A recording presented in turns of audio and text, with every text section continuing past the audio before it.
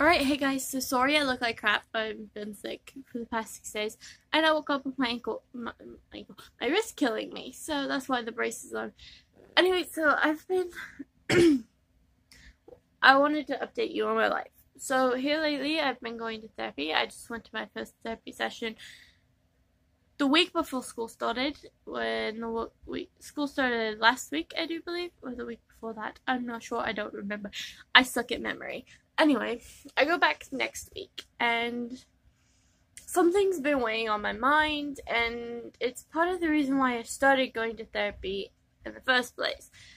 Me and my parents all three of us think that my mental disabilities have been getting to the point where I need help.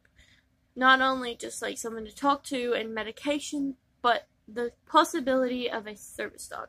Now, I'm not saying I'm getting one. I may not, but we have been looking into it, and that's why I started therapy to see. And the doctor that referred me to the therapy said that I may need to talk to them about a service dog. So that is why we started therapy. And I've started therapy, and the process to start getting a service dog, possibly. But something's been weighing on my mind, considering I live in a state that really doesn't think of mental illnesses as a disability. Of course, they think like PTSD and all that is a mental disability. And I'm not going to go into all my disabilities. That is for a different video, possibly a way in the future video. Sorry, I look like I'm on drugs. I still have side effects of NyQuil taking over because I took some last night before I went to bed. So, anyway, I stayed home from school. But this video I commented on a video, and they got back. That person I commented on, even though it's way after they posted that video, they got back to me, and they just so happen to live in my state, and they have a service dog. They encouraged me to break out of my shell and talk to my doctor if that is something my family and I think I need.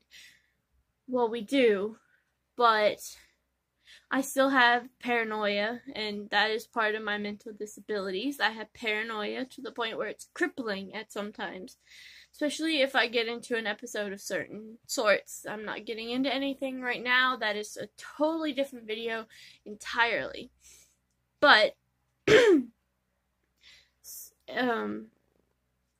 she lives in my state, and she has a service dog. I don't know what part of the state they live in, and that is totally for them to disclose if they want to. I am not going to further talking to her anymore through comments. I am not going to message her. I still watch her videos. I love her videos. But her and her service dog live in North Carolina. And North Carolina is where I live. But North Carolina, in most parts, doesn't really recognize invisible disabilities as a disability. They think they're just plain mental illnesses, and that they don't need help. They just need to be medicated or locked away. That's the gist. And I live in, sadly, one of those areas like that.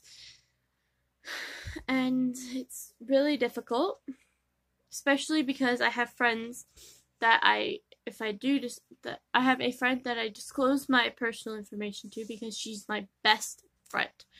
And she is telling me not to get a service dog. And I'm like, okay, well, what if it'll help me? She's like, still, you don't want that attention. It'll just make everything worse instead of better. And I'm like, but the dog would be trained to help in situations like that. And she's like, still, it won't be helpful for you. And that weighs on my mind. That, and then the fear of the doctor just saying, flat out telling me that all my problems are because of being a teenager and nothing else. See, I am 16. I am a junior in high school, and I've had these disabilities getting worse and worse since I was 10, maybe? Around that age. I've had extreme night terrors since I was 10, way past the age that you get night terrors. I get frequent bad dreams. Particularly, they're part of my PTSD. They're tied in with my PTSD, and so on and so on. Service dogs, the psychiatric service dogs that I will be looking into will be trained to pick up on if I'm having a nightmare or night terror or anything else related to my PTSD throughout the night, resulting in me getting better sleep and being more energized and less depressed, which is tied into my depression and PTSD are linked together because of the nightmares and the night terrors and not being able to get a good night's sleep. So that is why I've been looking into trying to get a service dog, maybe, possibly, but I'm the kind of person that doesn't really, I don't know how to explain it. I've never thought of myself as being someone to depend on something. Yes, a dog is still a dog. They still have animal needs like playing and walking, but they are still a trained piece of medical equipment. And sorry, still sick. And are trained to be depended on. Not all the time, because they could get sick and they could need to be left home alone while you go out by yourself.